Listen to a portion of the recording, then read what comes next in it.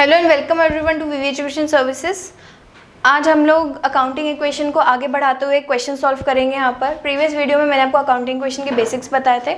आज हम लोग उन्हीं बेसिक्स को यूज़ करके क्वेश्चन सॉल्व करने वाले हैं। यहाँ पर हमारे पास 3 ट्रांजेक्शन्स हैं। Started business with cash 1 lakh rupees, purchase goods worth rupees 4000, sold goods cost rupees 2000 और फॉर रुपीज़ 3000, मतलब 2000 के गुड्स आपने 3000 में बेच दिए। तो ये 3 ट्रांजेक्शन को आप अकाउंटिंग क्वेश्चन में किस तरीके से शो करेंगे, हम लोग यहाँ पर ये सारी चीज़ें सीखने वाले हैं। सबसे पहले तो आप इसका फॉर्मेट देख लीजिए।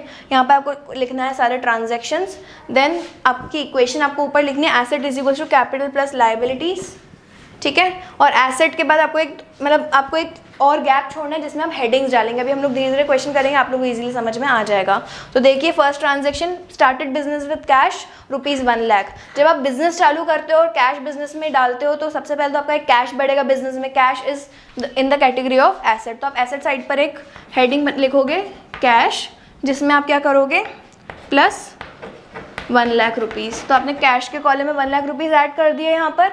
देन अब बिजनेस में कैश आपने इन्फ्यूज़ किया है 1 लाख रुपीज़ का, तो उससे आपका कैपिटल भी बढ़ेगा। तो again in your capital also you will add 1 lakh rupees.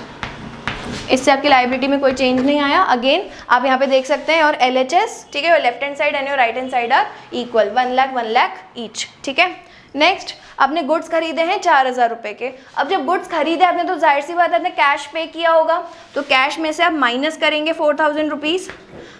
अब कैश आपने पे किया है तो गुड्स खरीदे होंगे, तो गुड्स आपने जो खरीदे हैं that becomes your stock and that is again your asset only. तो यहाँ पर आप नया हेडिंग बना लेंगे एक स्टॉक का, जिसमें आप करेंगे प्लस 4000। तो अगर मैं यहाँ पर न्यू इक्वेशन देखूँ तो क्या बनेगी मेरी। अब देखो वर्टिकली मुझे प्लस माइनस करना है, हॉरिजॉन्टली मुझे एक तरीके से बस चेक करने के लिए करना है। जैसे 1 लाख रुपीज़ आपके पास कैश था जिसमें आपने 4000 के गुड्स खरीद लिए, यू आर लेफ्ट विद 96,000 और आपके पास स्टॉक कितना है 4000 का। और यहाँ पे कैपिटल को हमने कुछ भी टच नहीं किया, your capital is again 1 lakh rupees only, ठीक है। ये आपका जीरो ही है।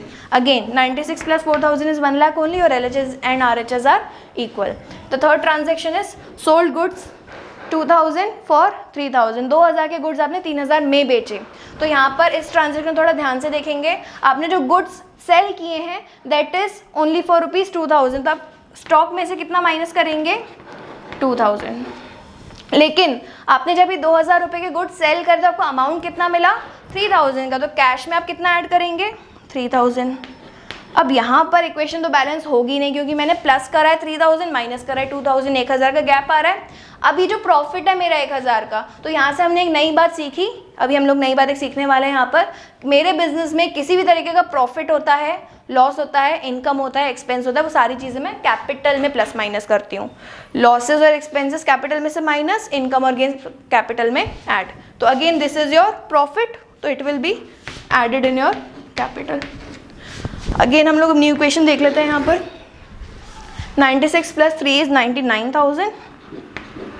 4000 के स्टॉक में से 2000 का स्टॉक चला गया आपका, तो बचा कितना 2000 और यहाँ पर आपका आ गया 1,01,000।